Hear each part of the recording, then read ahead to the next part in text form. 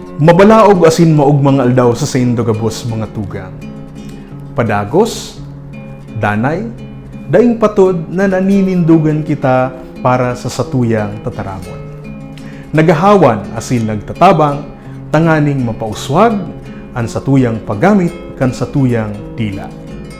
Ako si Vic Nierva, asin sa saro na naman na episode na ini, mag-iribahan kita sa pagtukar nin piling tema, kun kaya madyana, magbikol kita. Tinukarta kan nakaaging simana ang duwang rules sa pagbaybay kan tanog na o, kung ini nasa inot na silaba sa mga tataramo na direktang sinubli sa Espanyol. Hararom ang gira kan Espanyol sa satuyang dila. Huli tatulong siglo kitang sinakop kan Espanya. Alagad daw ang ani kinota sa inda ang dakul na mga tataramon, ginibuta ini sa paagi na ang mga tataramon maging satuyang pagrurugarin. Ini ang bikulisasyon kan mga banyagang tataramon. Last week, gamit ang satuyang mga references, tinukarta na kung ang tataramon nagpupun sa tanog na O, papadanayon ang letrang O. Kung kaya O ang gamita sa okasyon, opisina, obligasyon, asin iba pa. Alagad subuot kung ang letrang O nakasunod sa sarong katanog sa inot na silaba, gagamiton ang letrang U. Ini ang dahilan kung kaya siring na sana ang satuyang pagbaybay kan kuryente, gulpi, pulbo, burda, asin iba pa.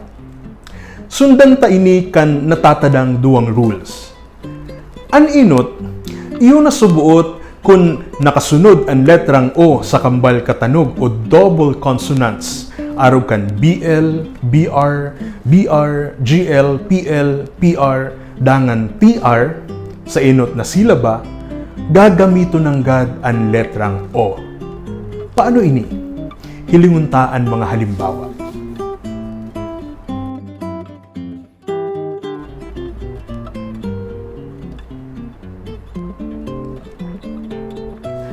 Ang saro pang rule, susog sa satuyang mga references, iyon na kun an O yaon sa tahaw na silaba, arog kan mga tataramo na karosa, kapote, posporo, konsolasyon asin iba pa, gagamiton ang letrang O.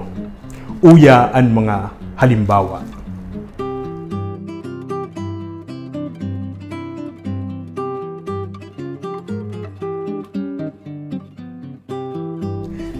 Yan, mga tugang. Lugod, naging malinaw man sa Indo ang mga reglamento sa pagbaybay na tinutulog kan sa tuyang mga piling references. Patanid sana, daiman patod ang pagirumdum ko sa gabos na ang lengguwahe buhay, dynamic, nagsisimbag sa mga nangyayari sa kinaban. Hulit na nagbabago ang mga impluensya kan tao sa paggamit kaini. Halimbawa kaiyan ang makusog na agyat ngunyan kan MTBMLE na ripasuhon ang satuyang pagbikol. Kun kaya, sa mga reglamentong satuyang tinukar, igwa ng gad masulput na mga exceptions. Pilmi iyan na igwa.